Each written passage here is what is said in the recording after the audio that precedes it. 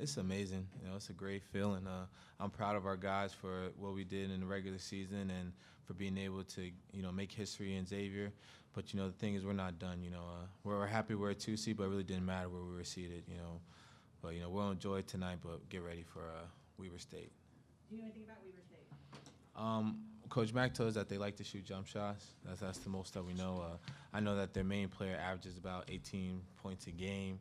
I saw their last game, and I heard that all their losses wasn't too they didn't lose by a lot of their losses. So they're a very good team, not a team we're going to overlook. So we'll give them just as much attention as we'll give to everybody else.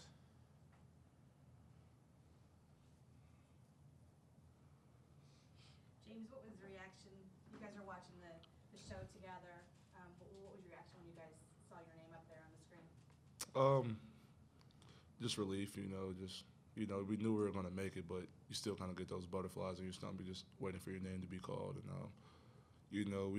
I think we were more anxious to see who we were playing, and once we found out it was Weber State, we could all just relax and, and just be ready to get to work tomorrow and practice. For any of you guys, how are you better now than you were in October?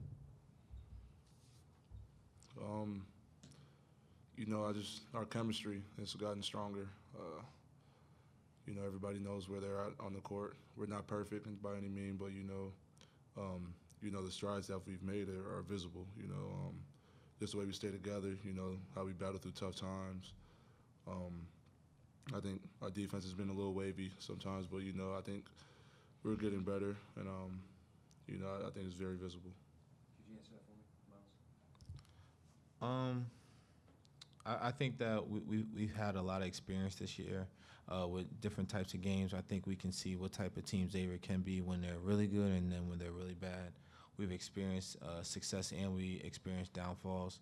So, going into the postseason, we know how it feels, so we know what it takes to win. We know what it takes not to win, and we know what we shouldn't do and what we have to do. So it's just a lot of experience that comes with each game that we play. That Remy, after the exit, the Big East tournament, kind of how did that prepare you or change your mindset up for heading into the NCAA tournament? Yeah, of course we wanted to win the Big East championship, but we took the loss, but we got to move on. Obviously, like James said, we kind of knew we was in the tournament. It's just about seeing who was going to play, so we just got to put that behind us. And now, we get down to really where it's, you lose, you're done. So we just got to leave it all out there on the court. We got to play like it's our last game.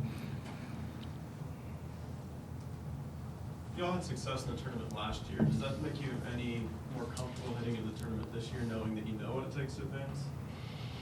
I think where teams messed up is the fact that they try to get comfortable. We don't want to be comfortable. We want to be just as hungry as any other team. And, like Coach Mack said, we're 0-0 right now. We don't have any wins. We don't have any losses. So, we like I said, we know what it takes. So we don't want to get too comfortable. But we have the experience of going to Sweet 16 last year, so we know what it takes.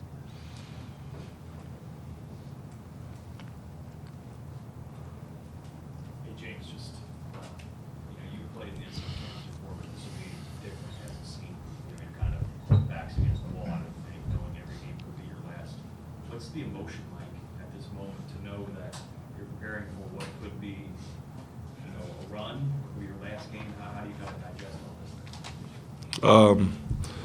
I just put it like, just have fun. I'm just going to have fun living the moment. It's my last run here, and I know I have great teammates behind me that we're all going to lock in, and get to work and really focus on the team that we're playing, and not look ahead of who we have to play next or anything like that. We just focus on our opponent ahead of us, and with it being my last year and Remy's last year as well. I think we are just going to just live in the moment, but also realize that what's at stake. We don't want to be one of those teams that have their names beside the upset alert box. Weber State they really have nothing to lose. 15 seed. They're just going to go in there playing hard and just be one of those teams that knocks us off. So, just have fun and be ready for what they have.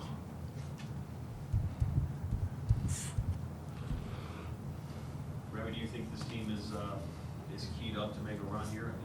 You guys have had such a great season. You're a 2 seed. A lot of people expect you to make some noise. This team is ready to do something special. Yeah, look at the regular season that we had. We knocked off some good teams. Like I said, we've had some downfalls too, but I mean, this team, when we're all locked in, playing as a team, hungry on the defensive end, I mean, we can beat anybody in the country. We just got to stay locked in. Like I said, we just got to enjoy the moment. You know what I'm saying? Coming down, it's the last run, so we just want to give it all we got. And like I said before, just leave everything out there on the court. Now that the tournament is finally here, can one or some of you guys talk about the notion that you might have been looking ahead to it for a while in terms of your seeding and where you might play and who you might play, or has it always just been the one game at a time thing? Do you ever allow yourselves to look ahead a little bit? I mean, it's always going to be there, people are always going to talk. You're always going to see some posts on Twitter or Instagram, but like we always try to do from day one is take it a game at a time, not try to pay attention to it, stay humble, and just pay attention to what we have ahead of us. We try not to focus on the future and worry about what's happening right now, and trying to be at our best right now so we can prepare for our future.